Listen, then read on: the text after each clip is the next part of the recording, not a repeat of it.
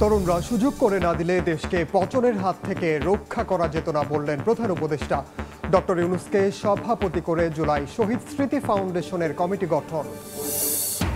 কখনো খোলা কখনো বন্ধ গাজীপুর সাভারের পোশাক কারখানা, ৫,০০০ কোটি টাকা ক্ষতির দাবি ব্যবসায়ীদের।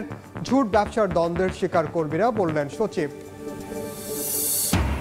দুদককে রাজনৈতিক প্রভাব এবং আমলাতন্ত্রমুক্ত করায় চ্যালেঞ্জ বলছেন সংস্কার কমিটির প্রধান ডক্টর ইফতেখারুজ্জামান।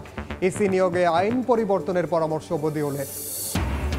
ছাত্রদল নেতা হত্যা মামলায় সাবেক ডিএমপি কমিশনার আসাদুজ্জামান মিয়া ৭ দিন রিমান্ডে। ইনু, মেনন, পলক ও মামুন কারাগারে। ভারতে পালানোর সময় আটক সাবেক MP Fazle Karim.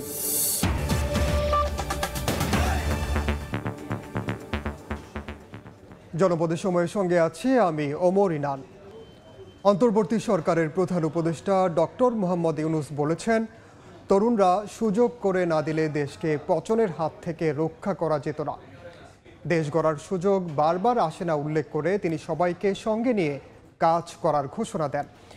International chamber of কমার্সের আয়োজনে ন্যাশনাল বিজনেস ডায়ালগ অনুষ্ঠানে বক্তব্য রাখেন প্রধান উপদেষ্টা। এ সময় তিনি শ্রমিক মালিক সম্পর্ক আরও দৃঢ় করার আহ্বান জানান। বলেন, স্বল্পোন্নত হিসেবে উত্তরণের পর বাংলাদেশকে শক্ত প্রতিযোগী হিসেবে গড়ে তুলতে হবে এবং জনতার প্রতি শ্রদ্ধা জানাতে। অন্তর্বর্তী সরকার গঠনের ১ মাস পার করে দেশের শীর্ষ ব্যবসায়ীদের নিয়ে আনুষ্ঠানিক সংলাপে যোগ দিলেন প্রধান উপদেষ্টা doctor Mohammad Yunus. International chamber of কমার্সের আয়োজনে ন্যাশনাল বিজনেস ডায়ালগ শীর্ষক এই অনুষ্ঠানে ছিলেন প্রথিতযশা ব্যবসায়ী এবং উদ্যোক্তারা। অনুষ্ঠানের শুরুতেই ছাত্র জনতার অভ্যুত্থানে নিহতদের স্মরণে নীরবতা পালন এবং মোনাজাত করা হয়। ব্যবসায়ী নেতৃবৃন্দ এবং সরকারের উপদেষ্টাদের পর বক্তব্য রাখেন ডক্টর ইউনূস।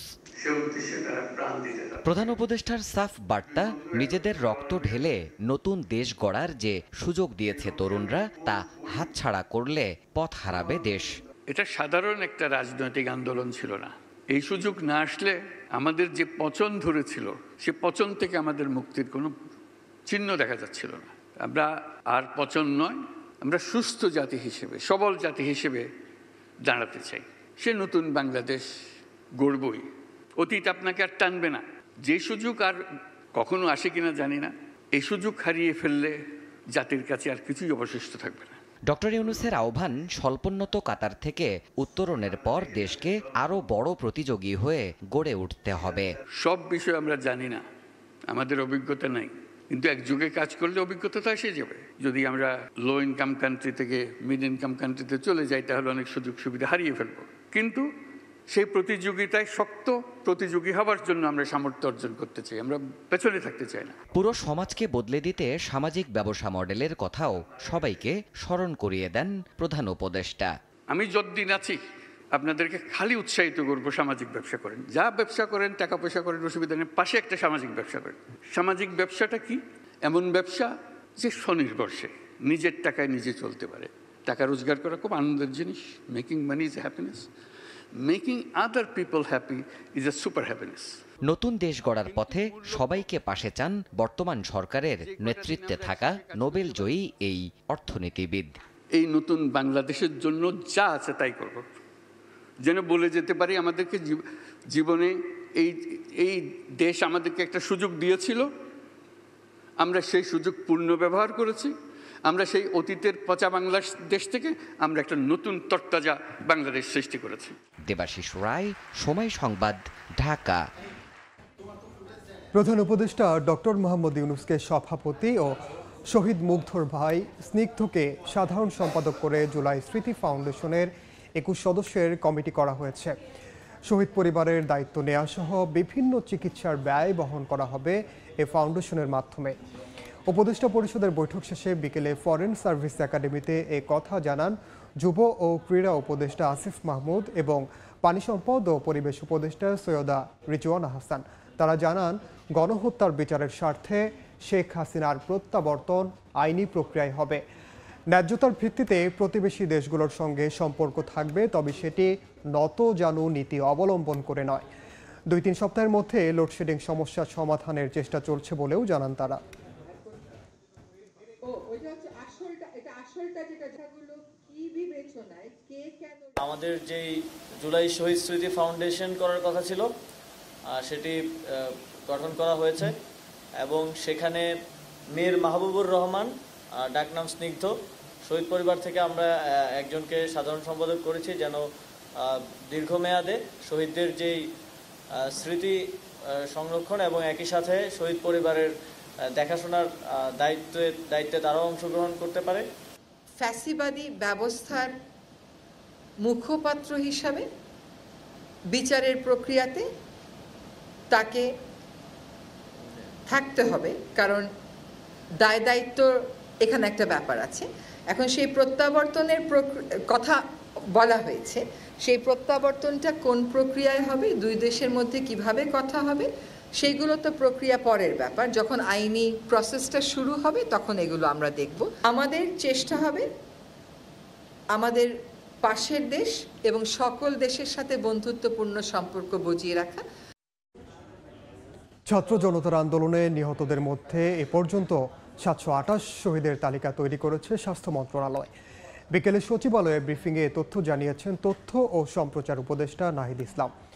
শহীদদের তালিকা তৈরির কাজ চলমান থাকায় আগামী 14 সেপ্টেম্বরের স্মরণ সভা স্থগিত করা হয়েছে বলেও জানান তিনি। অন্তর্বর্তীকালীন সরকারের তথ্য ও সম্প্রচার মন্ত্রণালয়ের উপদেষ্টা হিসেবে সরকারের এক মাসে মন্ত্রণালয়ের নেয়া বিভিন্ন উদ্যোগ এবং আগামী 100 দিনের কর্মপরিকল্পনা তুলে ধরেন উপদেষ্টা মোহাম্মদ নাহিদ ইসলাম। কথা বলারও কেউ ছিল না। এ সময় তিনি জানান, বিগত সরকারের সময়ে এই মন্ত্রণালয়ে চুক্তিভিত্তিক বিভিন্ন নিয়োগ বাতিল সহ বেশ কিছু ইতিবাচক উদ্যোগ নিয়েছে সরকার। 100 দিনের মধ্যে গণমাধ্যম কর্মী আইন ও সম্প্রচার আইন প্রণয়ন সহ একটি স্বাধীন গণমাধ্যম কমিশন গঠনের উদ্যোগ নেওয়ার কথাও জানান তিনি। বিভিন্ন কর্মকর্তা যাদের বিরুদ্ধে অভিযোগ রয়েছে অদক্ষতা বা দুর্নীতি, প্রমাণের ভিত্তিতে তাদের বিরুদ্ধে আইনি ব্যবস্থা নেওয়া হবে। মূলত আমরা যে আইন এবং নীতিমালা সেখানে বেশি গুরুত্ব দিচ্ছি। সাইবার সিকিউরিটি অ্যাক্টের থেকে আমরা কিন্তু আরও আগেই এটা আমাদের মন্ত্রণালয় থেকে সুপারিশ জানিয়েছি আইন মন্ত্রণালয়ের কাছে। আমাদের প্রিন্সিপাল হচ্ছে আন্তর্জাতিক মানবাধিকার আইনের সাথে সাংঘর্ষিক বা গণমাধ্যমের বাক স্বাধীনতার সাথে সাংঘর্ষিক কোনো আইন আমরা রাখবো না। ছাত্র জনতার আন্দোলন ঘিরে নিহতদের তালিকা প্রণয়ন সম্পূর্ণ না হয় তাদের স্মরণে 14 সেপ্টেম্বরের অনুষ্ঠানটি স্থগিত করা হয়েছে। 14 তারিখে স্মরণ সভাটি করা হচ্ছে না, মূলত তালিকাটি আরও চূড়ান্ত হলে আয়োজন করব। যথেষ্ট প্রমাণ না থাকলে যে কোনো ব্যক্তির বিরুদ্ধে হত্যা মামলা দায়ের না করতে সুস্পষ্ট নির্দেশ দেওয়া হয়েছে। এছাড়া বিএনপি সহ বিভিন্ন রাজনৈতিক দলের লোকজন চাঁদাবাজির সঙ্গে জড়িত থাকায় এ ব্যাপারে ব্যবস্থা নিতে পুলিশকে নির্দেশ দেওয়া হয়েছে বলেও প্রশ্নের জবাবে জানান তথ্য ও সম্প্রচার উপদেষ্টা। যে প্রশাসনের যে স্থবিরতাটা সেটি আসলে কেটে যাবে। প্রশ্ন আশিস, সময় সংবাদ, ঢাকা।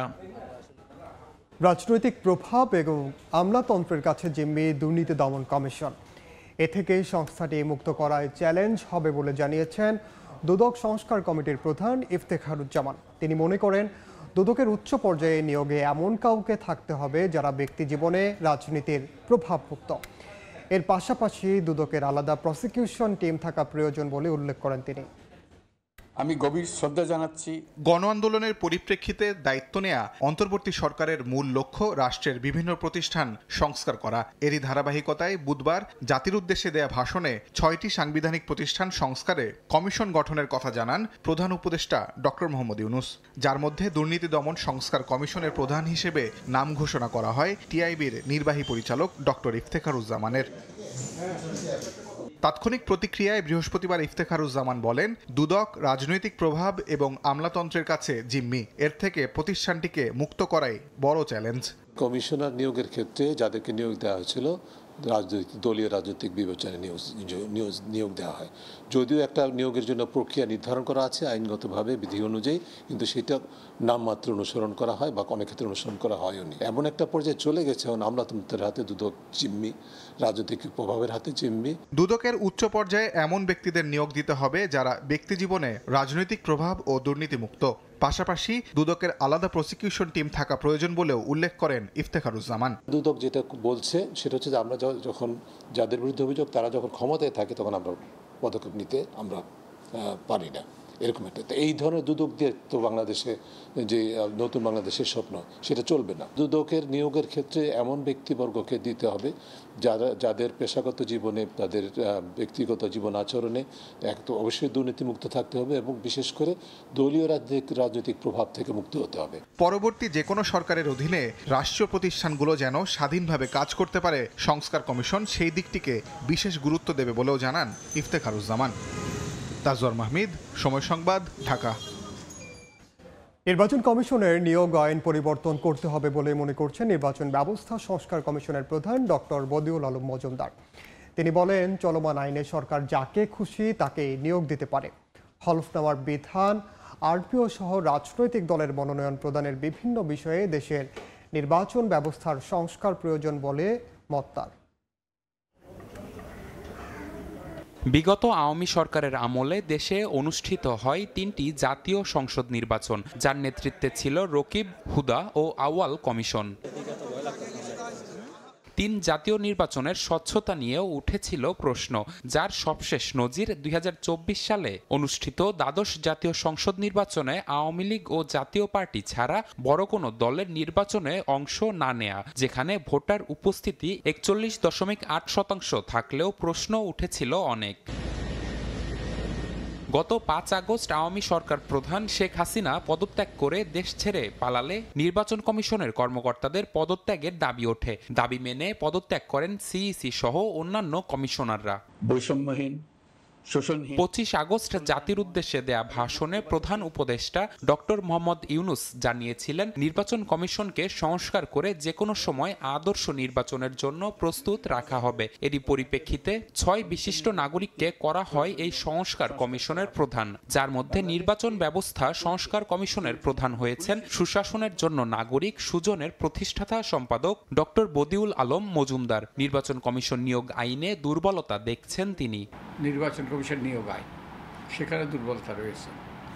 এই আইনটা মোটেও যুগোপযোগী নয়। এই আইন দিয়ে সরকার যাকে চায় তাকে নিয়োগ দেওয়া সম্ভব নয়।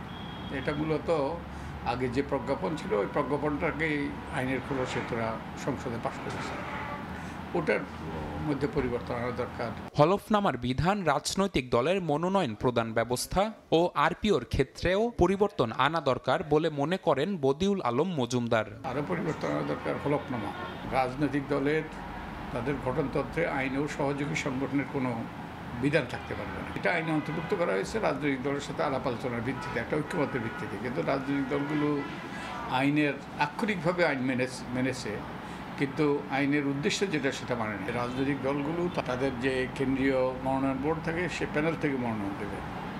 তো সেটা ছিল অরিজিনাল আইনে, কিন্তু পরবর্তীতে যখন সংসদে অনুমোদন করা হয় তখন ওইটা আইনের ভাষা বাদ দিয়ে প্যানেল থেকে আর নয়, সেখানে পরিবর্তন আনা দরকার। ভোটার তালিকায় নারীর সংখ্যা কম থাকার কারণ হিসাবে বাড়ি বাড়ি গিয়ে নাম সংগ্রহ করা হয়নি বলে মনে করেন তিনি। এ বিষয়ে সংস্কার করা প্রয়োজন বলে মত তার। শুরু হয়নি। নিবিড় সাহা, সময় সংবাদ, ঢাকা। কাজে ফিরলেন গাজীপুর ও সাভারের পোশাক শ্রমিকরা। এদিকে শিল্প এলাকায় গিয়ে মালিক শ্রমিকদের সঙ্গে কথা বলেছেন শ্রম ও কর্মসংস্থান মন্ত্রণালয়ের নতুন সচিব AHM শফিকুজ্জামান। গাজীপুরের টঙ্গীতে মত বিনিময় সভায় তিনি বলেন, ঝুট ব্যবসার দ্বন্দ্বের শিকার হচ্ছেন শ্রমিকরা। কাজে ফিরতে শুরু করেছেন শিল্পনগরী গাজীপুর ও সাভারের ইপিজেডের পোশাক কারখানার শ্রমিকরা। এতে স্বাভাবিক হয়েছে অধিকাংশ পোশাক কারখানার উৎপাদন। নির্ধারিত সময়ে বেতন দেয়া, হাজিরা বোনাস বাড়ানো, বার্ষিক পাওনা ছুটি ছাঁটাই বন্ধ সহ নানা দাবিতে প্রতিদিনই বিভিন্ন স্থানে চলছে পোশাক শ্রমিকদের অসন্তোষ। সমস্যা সমাধানে বৃহস্পতিবার সকালে গাজীপুরের টঙ্গীতে শিল্প মালিক ও সংশ্লিষ্টদের সঙ্গে মতবিনিময় করেন শ্রম ও কর্মসংস্থান মন্ত্রণালয়ের নবনিযুক্ত সচিব AHM শফিকুজ্জামান। দাবি করেন, জুট ব্যবসার দ্বন্দ্বে পোশাক কারখানার শ্রমিকদের ব্যবহার করা হচ্ছে। এ কারণে শিল্পনগরীতে কাটছে না অসন্তোষ। সংকট সমাধানে বিজিএমইএ ও শ্রমিক সংগঠনের নেতাদের সঙ্গে আলোচনা চলছে বলে জানান তিনি। পরে কয়েকটি তৈরি পোশাক কারখানা ঘুরে দেখেন তিনি, কথা বলেন শ্রমিকদের সঙ্গে। যারা এই ঝুট ব্যবসা নিয়ন্ত্রণ করে, এবং সেই ঝুট ব্যবসা যেহেতু একটা সময় এটি নিয়ন্ত্রণগত একটা গ্রুপ, এখন আবার নতুন গ্রুপ আসছে এবং সেখানে কিন্তু একটা ঝামেলা হচ্ছে। এই ঝামেলা কিন্তু এই শ্রমিকদের দিয়ে করানো হচ্ছে। এটি আমাদের গোয়েন্দা রিপোর্ট আমি নিয়ে আসছি, সেখানে স্পষ্টীকরণ করা আছে এবং শ্রমিক লিডারও এটা বলবেন। এদিকে সাভারের আশুলিয়ায় কর্মপরিবেশ এখনও স্বাভাবিক হয়নি। অনির্দিষ্টকালের জন্য বন্ধ ঘোষিত কারখানাগুলো বৃহস্পতিবার পর্যন্ত খুলেনি। তবে শ্রমিকরা কাজে যোগ দেওয়ায় ইপিজেড সহ আশপাশের অনেক কারখানায় উৎপাদন সচল হয়েছে। সড়ক মহাসড়কে বাড়ানো হয়েছে শিল্প পুলিশ, র্যাব, বিজিবি সহ সেনাবাহিনীর টহল। 1 বছর চাকরির বয়স হওয়ার আগেই সেগুলো লোকগুলো ছাঁটাই করে বের করে দেয়, বোনাস দেয় না। দ্বিতীয় সমস্যা, ওয়ার্কারে 5টার পরে ডিউটি করাই, ওগুলোর ওভার টাইম দেয় না। আমরা 9টা বাজে সবাই গেটে দাঁড়াইছিলাম, মালিক পক্ষের কোনো লোকজন এসে বলে না যে তোমরা অপেক্ষা করো কিংবা আজকে বাসায় যাও, কালকে বা পরশু দিনকে মালিক পক্ষ এসে তোমাদের একটা ডিসিশন দিব। কিছু কিছু ফ্যাক্টরিতে যেগুলো খোলা আছে সেখানে আন্দোলন আছে, মানে দাবি দেওয়া নিয়ে তাদের মধ্যে কথা চলছে। অন্য সকল ফ্যাক্টরিগুলোতে যথাযথভাবে কাজ চলছে। শ্রম সচিব জানায়, বৃহস্পতিবার নারায়ণগঞ্জে শতভাগ কারখানা খোলা থাকলেও গাজীপুরে 8টি এবং আশুলিয়ায় 160টি বন্ধ রয়েছে। রাজিবুল হাসান, সময় সংবাদ।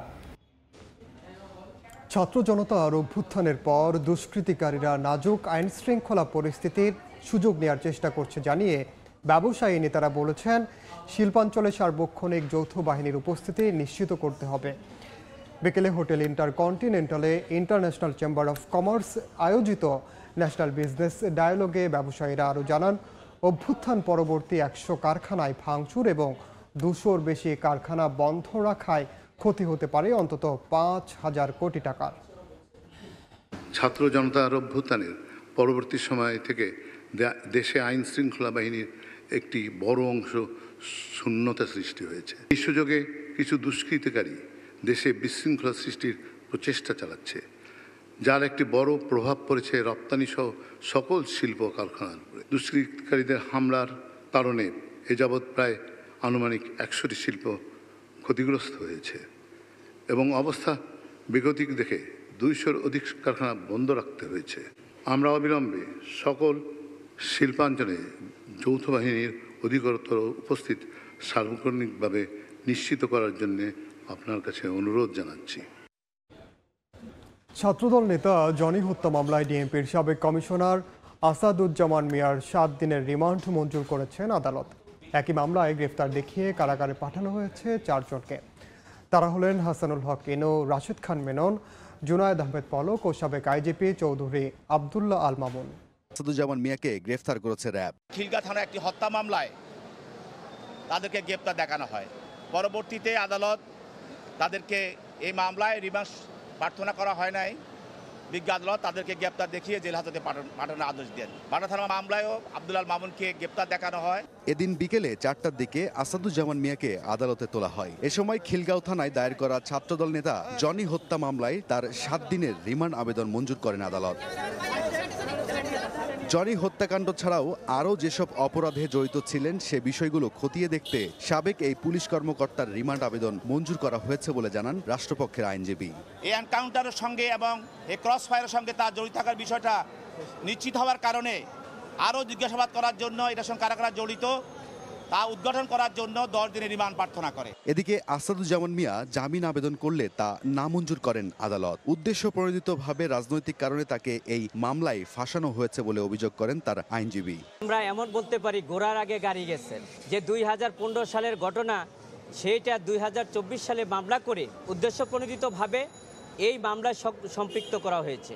এছাড়া হাজারীবাগ থানার অপহরণ মামলায় ঢাকা জেলার সাবেক পুলিশ সুপার আব্দুল্লাহ হিল কাফির জামিন আবেদন নামঞ্জুর করেন আদালত। তবে সাভারের লাশ পোড়ানোর মামলায় তার আরও 5 দিনের রিমান্ড আবেদন মঞ্জুর করেছে আদালত। সাভারের প্রথম শহীদ আসাবুল ইয়ামিনের যে হত্যা, ওই মামলাতে এজাহারভুক্ত আসামি আব্দুল্লাহ হিল কাফি, ওনাকে আজকে গ্রেপ্তার দেখিয়ে রাষ্ট্রপক্ষের 12 দিনের রিমান্ড আবেদনের প্রেক্ষিতে বিজ্ঞ আদালত সন্তুষ্ট হয়ে 5 দিনের রিমান্ড মঞ্জুর করেছেন। কঠোর নিরাপত্তার মধ্যে দিয়ে এদিন আসামিদের আদালতে নেওয়া হয়। রায়দুল ইসলাম শুভ, সময় সংবাদ, ঢাকা। ভারতে পালানোর চেষ্টার সময় চট্টগ্রাম 6 আসনের সাবেক সংসদ সদস্য ফজলে করিম চৌধুরীকে আটক করেছে বিজিবি। ব্রাহ্মণবাড়িয়ার আখাউড়া সীমান্ত থেকে আটকের পর স্থানীয় থানায় তাকে হস্তান্তর করা হয়েছে। বিজিবি জানায়, অবৈধভাবে সকালে আখাউড়ার গাজীর বাজারের ফকির মোড়া এলাকা দিয়ে ভারত যাওয়ার চেষ্টা করেন ফজলে করিম। এ সময় তার সঙ্গে ছিলেন আখাউড়ার সাবেক ইউপি সদস্য হান্নান মোল্লা ও মানব পাচার চক্রের সদস্য নাইম চৌধুরী।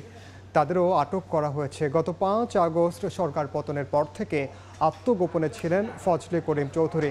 তার বিরুদ্ধে চট্টগ্রাম ও রাউজানে একাধিক মামলা হয়েছে।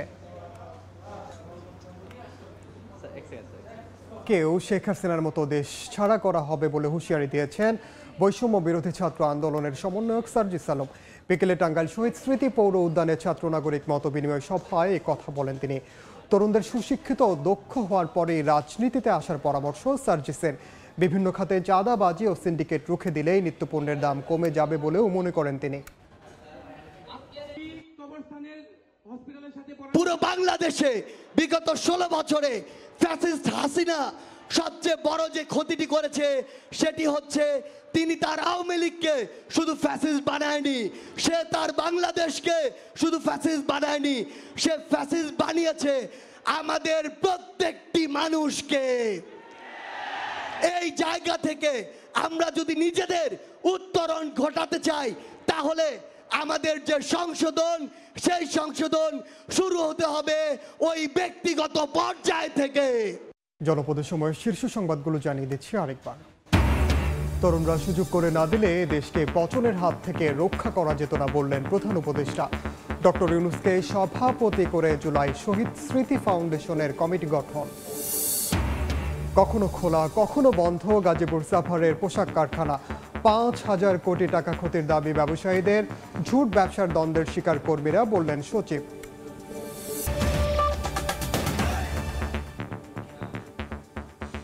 এ ছিল জনপদের সময়ের সঙ্গে থাকুন সময়ের।